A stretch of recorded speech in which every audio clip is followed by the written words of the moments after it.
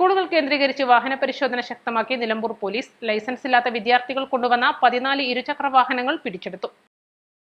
Nilambur government Manavedan vocational higher secondary school, Eranhimangad higher secondary school, Mambad higher secondary school എന്നിവിടങ്ങളിൽ നിന്നാണ് Nilambur CI Sunil പുളിക്കലിന്റെ നേതൃത്വത്തിൽ വാഹനങ്ങൾ പിടിച്ചെടുത്തത്. വാഹനങ്ങൾ ഓടിച്ചിരുന്ന വിദ്യാർത്ഥികൾ പ്രായപൂർത്തിയാകാത്തവരായതിനാൽ സംഭവം ജുവൈനൽ ജസ്റ്റിസ് ഹോമിലേക്ക് റിപ്പോർട്ട് ചെയ്ത് വിദ്യാർത്ഥികളെ ഹാജരാക്കും.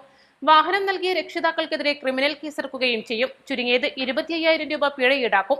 സ്കൂളുകൾ കേന്ദ്രീകരിച്ച് വാഹന പരിശോധന തുടരുമെന്നും രക്ഷിതാക്കൾ ജാഗ്രത കാണിക്കണമെന്നും ലൈസൻസ് ഇല്ലാത്ത കുട്ടികൾക്ക് വാഹനങ്ങൾ നൽകരുതെന്നും നിലമ്പൂർ CI സുനിൽ പുളിക്കൽ പറഞ്ഞു. നിലമ്പൂർ പോലീസ് സ്റ്റേഷൻ പരിധിയിലെ സ്കൂൾ സ്കൂളുകളിലേക്ക് വിദ്യാർത്ഥികൾ ഇരുചക്ര വാഹനങ്ങളുമായി വരുന്നുണ്ട് എന്നുള്ളതിന്റെ അടിസ്ഥാനത്തിലാണ് ഇന്ന് ഒരു സ്പെഷ്യൽ ഡ്രൈവായി ഞങ്ങൾ കുട്ടികൾ ഓടിക്കുന്ന വാഹനങ്ങൾ പിടിച്ചെടുക്കുന്ന ഒരു ഡ്രൈവ് നടത്തിയത്.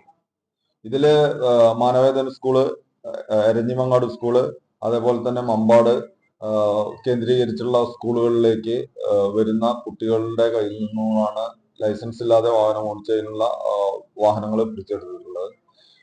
ഇതില് ഈ കുട്ടികൾക്ക്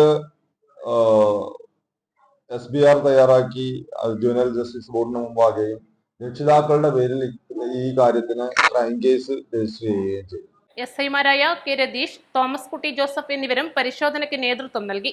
ഈസ്റ്റ് ലൈവ്, നിലമ്പൂർ.